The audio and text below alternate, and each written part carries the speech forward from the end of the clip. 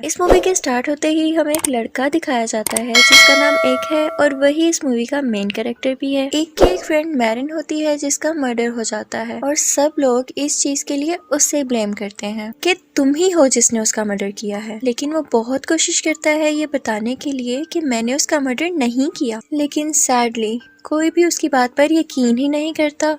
लेकिन टाइम के साथ उसके पास कुछ सुपर पावर्स आ जाएंगी जिसको यूज करके वो ये प्रूव कर सकेगा कि वो उसका मर्डरर नहीं है। फिर हम देखते हैं कि एक अपने घर की विंडो में खड़ा होता है और उसके घर के बाहर बहुत सारे रिपोर्टर्स और मीडिया वाले खड़े होते हैं। उसे घर से बाहर बुला लिया जाता है और सब उसे ही ब्लेम कर रहे होते हैं कि तुमने मैरिन को मारा है। रिपोर्टर्स उससे सवाल करते हैं कि तुमने उसे क्यों मारा, लेकिन वो बहुत ही ज्यादा सैड और नर्वस होता है। ऐसा इसलिए था क्योंकि वो मैरिन से बहुत ज्यादा प्यार करता था। मैरिन की डेथ की वजह से वो खुद भी बहुत परेशान था, इसलिए वो उन सब की कोई भी बात नहीं सुनता और अपनी कार में बैठकर चला जाता है। इसके बाद वो अपने पेरेंट्स की तरफ जाता है, जिसके बाद उसके पेरेंट्स उसे हौसला देते हैं और कहते हैं कि सब कुछ ठीक हो जाएगा। लेकिन एक के फादर को अभी भी लगता है कि शायद एक ने ही मैरिन को मारा हो। ये सुनकर एक बहुत परेशान हो जाता है और वहाँ से उठकर चला जाता है। एक जब बाहर जाकर बैठ जाता है तो उसका भाई भी उसके पास आ जाता है।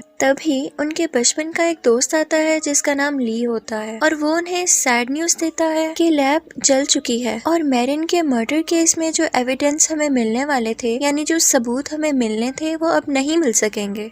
एक ये सुनते ही बहुत परेशान हो जाता है क्योंकि उस लैब में वो मेडिकल रिपोर्ट्स और पोस्टमार्टम रिपोर्ट्स मौजूद थी जिनकी वजह से मैरिन के रेपिस्ट और मर्डरर का पता लग सकता था। रात को मैरिन के फादर और उसके बाकी रिलेटिव्स एक जगह पर उसकी मेमोरी में कैंडल्स रखने के लिए इकट्ठे होते हैं। मैरिन के फादर उन सबको बताते हैं कि एक ने ही उनकी बेटी को मारा है और वो इसकी सजा पाकर जरूर रहेगा। एक ऊपर ट्री हाउस से बैठा ये सब कुछ देख रहा था। वो बहुत परेशान था क्योंकि एट लीस्ट उसे मैरिन के फादर से उम्मीद नहीं थी। उनके जाने के बाद एक वहाँ जाता है और गॉड से कहता है कि उसने ऐसा क्यों किया। वहाँ एक की बचपन की एक दोस्त आ जाती है जो उसे ऐसा करने से मना करती है, लेकिन एक कहता है कि गॉड मैरिन को कैसे मार सकता है, जबकि वो हर संडे चर्च जाती थी और क्रॉस भी पहनती थी। अगले दिन जब एक सोकर उठता है तो वो अपने सर पर सींगों के निशान जैसा कुछ फील करता है। वो ये देखकर काफी परेशान हो जाता है कि क्या वो वाकई कोई बुरा इंसान था। बाहर आकर वो अपनी दोस्त को अपने सींग दिखाता है, लेकिन उसकी दोस्त इस बात को सीरियस ही नहीं लेती, बल्कि आगे से वो उसे अपनी स्टोरी सुनाने लगती है। वो कहती है कि मुझे तो देखो, मुझे तो कोई पसंद ही नहीं करता और तुम भी मेरे साथ सिर्फ इसलिए आए क्योंकि तुम कल नशे में थे। नेक्स्ट डे एगी अपने सींग निकलवाने के लिए डॉक्टर पर जाता है और रिसेप्शनिस्ट को अपने सींग दिखाता है, लेकिन वो देखकर बिल्कुल भी हैरान नहीं होती और उसे एक फॉर्म देती है फिल करने के लिए। वो बाहर जाकर बैठता है तो एक औरत और उसकी बेटी भी बैठे होते हैं। वो बच्ची बहुत ज्यादा चिल्ला रही होती है। एक अपना फॉर्म फिल कर रहा होता है कि तभी उस बच्ची की माँ बोलती है कि मुझे अपनी बेटी को किक करना चाहिए, यानी टांग मारनी चाहिए, क्योंकि इसकी वजह से आपको परेशानी हो रही होगी। वो ये बिल्कुल सच कह रही थी और उसके मुंह से सच्चाई उसके सींगों की वजह से निकल रही थी। एक जाकर वो फॉर्म रिसेप्शनिस्ट को देता है तो वो उससे पूछती है कि क्या मैं उन दोनों को बाहर निकाल दूं, क्योंकि आपको परेशानी हो रही होगी, और साथ ही वो उसे बाहर जाने का कहती है, जिससे वो औरत गुस्सा हो जाती है और शीशे पर जोर से हाथ मारती है। एक उसे रोकने के लिए जाकर उसका हाथ पकड़ता है कि तभी वो देखता है जैसे वो किसी आदमी के साथ रिलेशन में है। तभी औरत अपना हाथ छुड़वाकर वहाँ से चली जाती है। साथ ही वो छोटी बच्ची बोलती है कि मैं अपनी माँ से नफरत करती हूँ और उन्हें बेड पर ही जला देना चाहती हूँ। दरअसल वो औरत एक अच्छी माँ नहीं थी और ज्यादातर बाहर ही रहती थी। फिर एक जाकर डॉक्टर से मिलता है और वो डॉक्टर भी इन सींगों को इग्नोर करता है जैसे कोई नॉर्मल बात हो, लेकिन एगी उससे कहता है कि तुम इन सींगों को हटा दो, और डॉक्टर उन सींगों को हटाने से पहले उसे बेहोश कर देते हैं। बेहोशी में उसे अपना बचपन याद आता है कि वो पहली बार मैरिन से चर्च में मिला था और कैसे उनकी दोस्ती आगे बढ़ी। लेकिन जब उसे होश आता है तो वो देखता है कि उसके सींग अभी तक नहीं कटे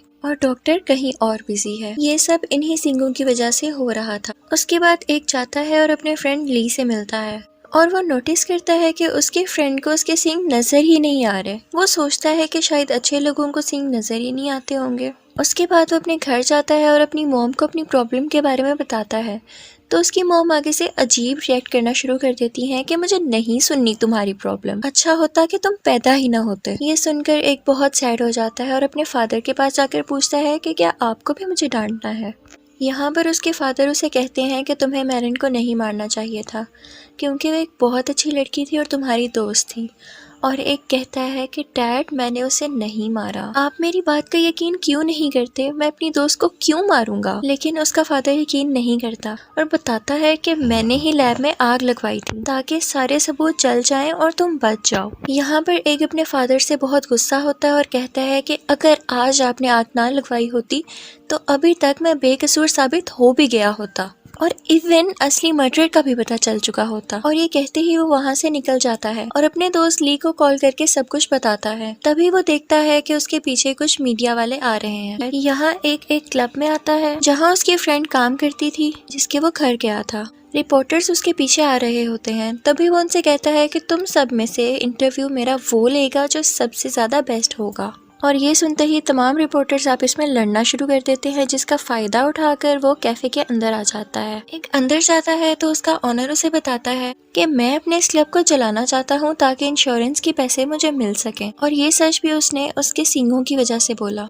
वहाँ पर बैठे सब लोगों से वो पूछता है कि क्या कोई मैरिन के मर्डर केस के बारे में जानता है। वहाँ पर बैठा हुआ एक आदमी उसे बताता है कि मेरा कजिन पुलिस में है और वो जानता है कि नया विटनेस कौन है। वो बताता है कि वो एक वेट्रेस है जिसने तुम्हें और मैरिन को एक ड्रिंक सर्व की थी और उसी ने ये बयान दिया था कि तुम मैरिन को खींचकर वहाँ से ले गए थे। ये सुनते ही एक रिलैक्स हो जाता है क्योंकि अब वो जान चुका था कि उसके खिलाफ बयान किसने दिया। एक बाहर आकर अपनी कार में बैठ जाता है और वो रिंग निकाल कर देखने लगता है जो वो मैरिन को देने वाला था। सीन चेंज होता है और हम देखते हैं कि जिस रात मैरिन का मर्डर होने वाला था उस रात वो उसको प्रपोज करने वाला था। वो इस बारे में कुछ नहीं जानता था और उसने अपने फ्रेंड ली और अपने भाई को भी इनवाइट किया था। रात को जब वो मैरिन के पास आता है तो उन्हें एक वेट्रेस ड्रिंक सर्व करती है, लेकिन उसके प्रपोज करने से पहले ही मैरिन उससे कहती है कि हमें ब्रेकअप कर लेना चाहिए क्योंकि मुझे नहीं लगता कि अब हम साथ रह सकेंगे। एक बहुत ज्यादा सैड हो जाता है कि तुमने बचपन से मुझसे शादी करने के वादे किए थे और आज तुम ये कह रही हो। ये कहते ही वो वहाँ से गुस्से से बाहर आ जाता है। अगले दिन जब सुबह होती है तो पुलिस एक की कार के पास आती है और बताती है कि मैरिन का कत्ल हो गया है और तुम प्राइम सस्पेक्ट हो, यानी सबसे पहला शक तुम पर जाता है। अब सीन चेंज होता है और एक दोबारा दिखाया जाता है जो कि उस वेट्रेस से सच बोलने के लिए कहता है। वो कहती है कि मैंने झूठ तो इसलिए बोला था क्योंकि मुझे न्यूज़पेपर और टीवी में फेमस होना था। वो कहता है कि तुम्हारे इस बयान से कोई फायदा नहीं होगा क्योंकि वहाँ पे और भी विटनेस मौजूद थे जो बता सकेंगे कि मैं मैरिन को खींचकर नहीं लेकर गया। उसके बाद एक अपने भाई से मिलता है तो उसके भाई के मुंह से भी एक सच निकल आता है कि जिस रात मैरिन का मर्डर हुआ था उस रात मैं उसे उसके घर ड्रॉप करने गया था। ये सुनते ही एक अपने भाई को मारना शुरू कर देता है क्योंकि उसने ये बात तब नहीं बताई जब पुलिस इन्वेस्टिगेशन कर रही थी। एक अपने ख्यालों में उस रात का सीन देखता है जब उसका भाई मैरिन को लेकर जा रहा था, लेकिन वो बहुत नशे में था और उसकी ये हालत देखकर मैरिन वहाँ से उतरकर जंगल की तरफ चली गई थी और एक के भाई की आंख लग गई थी। लेकिन जब उसकी आंख खुली तो उसके कपड़ों पर खून लगा हुआ था और उसके पास एक पत्थर पड़ा हुआ था जिस पर खून था। वो काफी परेशान हो जाता है और जंगल की तरफ जाता है तो मैरिन की डेड बॉडी देखता है। उसे अपनी आंखों पर यकीन नहीं आ रहा था तो वो लेक पर जाता है और अपने कपड़े और पत्थर उस लेक में फेंक देता है। ये सब कुछ देखकर एक अपने भाई को ही रिस्पॉन्सिबल कहता है कि तुमने मैरिन को मारा। उसी वक्त पुलिस आ जाती है और एक को अरेस्ट करके पुलिस स्टेशन ले जाती है। अगले दिन एक का फ्रेंड ली उसे जाकर ले आता है। तब एक नोटिस करता है कि ली भी अपने गले में क्रॉस पहनता है और ये तो वही क्रॉस है जो मैरिन पहनती थी। एक उससे पूछता है कि ये क्रॉस तुम्हारे पास कैसे आया, तो ली उसे बताता है कि मैरिन ने ये खुद मुझे दिया था। एक कहता है कि भला तुम्हें वो क्यों देगी जबकि हम दोनों एक दूसरे से प्यार करते थे। तो ली उसे बताता है कि जिस लड़के के लिए वो तुम्हें छोड़ रही थी वो मैं ही था। एक बहुत बुरी तरह मेंटली डिस्टर्ब हो जाता है कि उसकी फ्रेंड ने उसी के बेस्ट फ्रेंड के साथ मिलकर उसे चीट किया। तभी वो गुस्से में कार ड्राइव करते हुए मैरिन के फादर के पास चला जाता है। वो उससे पूछता है कि क्या आपकी बेटी मैरिन ने आपसे किसी दूसरे लड़के का कभी भी जिक्र किया। तो इस पर उसका फादर उसे कहता है कि नहीं, वो सिर्फ तुम्हारा नाम लेती थी और तुमसे प्यार करती थी, लेकिन तुमने तो उसे मार दिया। अब इससे पहले कि मैं तुम्हें मारूं तुम यहाँ से चले जाओ। फिर एक सुनसान जगह पर चला जाता है और अपने सींगों को निकालने की बहुत कोशिश करता है, लेकिन वो बहुत मजबूती से उसके सर के अंदर थे और अलग नहीं हो पा रहे थे।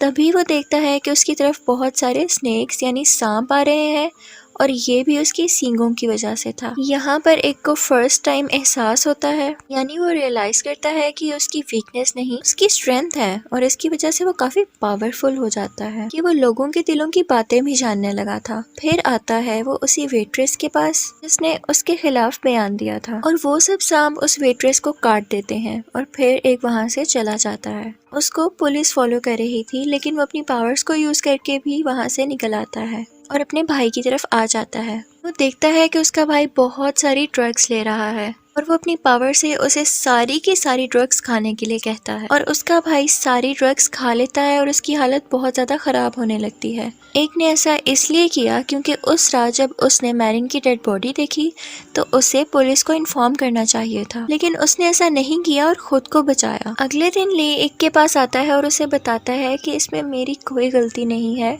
ये मैरिन का फैसला था कि वो तुम्हें छोड़ना चाहती थी। लेकिन एक झपट कर उसके गले से वो क्रॉस निकाल लेता है। जैसे ही वो उसके गले से क्रॉस उतारता है तो उसको एक के सींग नजर आने लगते हैं। यहाँ वो समझ जाता है कि ली मैरिन के क्रॉस की वजह से प्रोटेक्टेड था, लेकिन अब ऐसा कुछ नहीं था। वो जाता है और ली के गले को दबा देता है। फिर उसे ख्याल आने लगता है। वो देखता है कि मैरिन ली को कह रही होती है कि वो एक के साथ ब्रेकअप कर लेगी, और उसी रात उन दोनों का ब्रेकअप हो गया था। उस रात सब कुछ ली अपनी कार से देख रहा था। फिर जब एक का भाई मैरिन को ड्रॉप करने जा रहा था तो पीछे पीछे ली भी उनको फॉलो कर रहा था, और जब देखता है कि उसके भाई की नशे की वजह से आंख लग गई है तो वो जंगल की तरफ जाता है जहाँ पर मैरिन थी। वो मैरिन की तरफ जबरदस्ती आगे बढ़ता है, लेकिन मैरिन उसे पुश कर देती है कि तुम ये क्या कर रहे हो, जिस पर ली उसे कहता है कि तुम एक से ब्रेकअप तो मेरे लिए ही कर रही थी, तो फिर अब तुम ऐसा क्यों कर रही हो। तो वो उसे बताती है कि मैं तब किसी और सोच में थी, लेकिन मैं अब भी एक से बहुत ज्यादा प्यार करती हूँ और मैं उससे दूर नहीं जाना चाहती। ये सुनकर ली को बहुत ज्यादा गुस्सा आ जाता है और वो उसे सेक्सुअली अब्यूज करता है। मैरिन खुद को बचाने के लिए ली के हाथ पर काटती है, लेकिन ली एक पत्थर से उसके सर पर अटैक कर देता है, जिसकी वजह से उसकी डेथ हो जाती है। एक जब ये देखता है तो वो बहुत ज्यादा शॉक्ड हो जाता है, क्योंकि वो जान चुका था कि मैरिन को अब किसने मारा। यहाँ वो एक को बताता है कि उसी ने उसके भाई के हाथ में वो पत्थर रखा था ताकि सारा का सारा इल्जाम उसके ऊपर आ जाए। इसके साथ ही वो एक को मारता है और उसकी कार और उस पर गैसोलीन डालकर आग लगा देता है, लेकिन एक समझदारी का मुजाहिरा करते हुए अपनी कार के साथ ही पानी में छलांग लगा देता है। हर जगह ये न्यूज़ फैल जाती है कि एक की उसकी कार में पानी में डूबकर डेथ हो गई है और उसकी बॉडी अभी तक किसी को भी नहीं मिली। और हम ये भी देखते हैं कि उसका भाई भी हॉस्पिटलाइज होता है, यानी हॉस्पिटल में होता है, और उसकी हालत भी अभी कुछ ज्यादा बेहतर नहीं थी। सीन चेंज होता है और हम एक को पानी से बाहर आता हुआ देखते हैं। वो अभी जिंदा होता है। एक इसी हालत में मैरिन के फादर के पास जाता है और उसे बताता है कि असली मर्डर है कौन। यहाँ पर वो मैरिन के क्रॉस को उसके फादर को देता है तो वो उसे कहता है कि मुझसे ज्यादा तुम्हें इस चीज की जरूरत है। जैसे ही वो मैरिन के क्रॉस को पहनता है तो वो बिल्कुल पहले जैसा हो जाता है और उसके सींग भी गायब हो जाते हैं। फिर उसके बाद वो उसी ट्री हाउस में आ जाता है जहाँ वो मैरिन के साथ टाइम स्पेंड किया करता था। तो उसे वहाँ पर मैरिन का एक लेटर मिलता है जिसमें लिखा था कि तुम मेरे मरने के बाद इसे पढ़ पाओगे। और ये भी लिखा था कि जो ख्वाब हमने देखे थे हम उसे पूरा नहीं कर पाएंगे, क्योंकि मैं भी फैमिली कैंसर की वजह से मर जाऊंगी और तुम्हारे साथ लाइफ स्पेंड नहीं कर सकूंगी, और मैं नहीं चाहती कि इसकी वजह से तुम्हारी लाइफ खराब हो, लेकिन मैं तुमसे हमेशा प्यार करती रहूंगी। ये सुन के एक को एहसास हो जाता है कि असल में मैरिन ब्रेकअप क्यों करना चाह रही थी। एक यहाँ से सीधा अपने भाई के पास जाता है और उसे बता देता है कि उसका कातिल यानी मर्डरर ली है। वो कहता है कि कुछ भी हो मैं उसे सजा दिलवा कर रहूंगा। उसका भाई कहता है कि मैं भी आपके साथ आऊंगा। ली सब कुछ भूल चुका था और वो नहीं जानता था कि लास्ट टाइम इन दोनों के दरमियान क्या हुआ। एक इसी बात का फायदा उठाते हुए उसे उस ट्री के पास ले आता है जहाँ पर ली ने मैरिन को मारा था। एक उसे बताता है कि मैं जान चुका हूँ, तुमने ही मैरिन को मारा है। ली उसे कहता है कि तुम कैसी बातें कर रहे हो, मैं ऐसा नहीं कर सकता। एक उसे कहता है बस अब और झूठ नहीं, बंद करो ये झूठ बोलना। यहाँ पर पुलिस ऑफिसर्स और उसका भाई भी आ जाता है। यहाँ पर इन सब में हाथापाई हो जाती है, यानी फाइट हो जाती है, जिसमें एक के भाई का पांव जख्मी हो जाता है और पुलिस ऑफिसर मारा जाता है, जिसकी वजह से उसे मैरिन का क्रॉस थोड़ी देर के लिए निकालना पड़ता है। और जैसे ही वो क्रॉस निकालता है वो एक पूरा का पूरा डेविल बन जाता है। ली शॉटगन से एक को मारता है लेकिन उसे कुछ भी नहीं होता। इसके बाद एक ली के पेट में अपना सींग घुसा देता है जिसकी वजह से वो काफी जख्मी हो जाता है। उसी जख्म के अंदर एक सांप यानी स्नेक घुस जाता है। उस स्नेक को एक कंट्रोल कर रहा था। वो सांप उसके मुंह से होता हुआ उसके पेट में चला जाता है जिसकी वजह से ली को अब उसके किए की सजा मिल चुकी थी। और यहाँ पर दिखाया जाता है कि फाइनली ली की डेथ हो जाती है। एक को वो रोज लॉकेट पहनने का मौका ही नहीं मिलता और हम देखते हैं कि वो अपने भाई के सामने ही पत्थर बन जाता है और उसकी भी डेथ हो जाती है। फिर हम देखते हैं कि एक मैरिन के साथ आफ्टर लाइफ में है और बहुत खुश है और यहीं पर ये मूवी खत्म हो जाती है।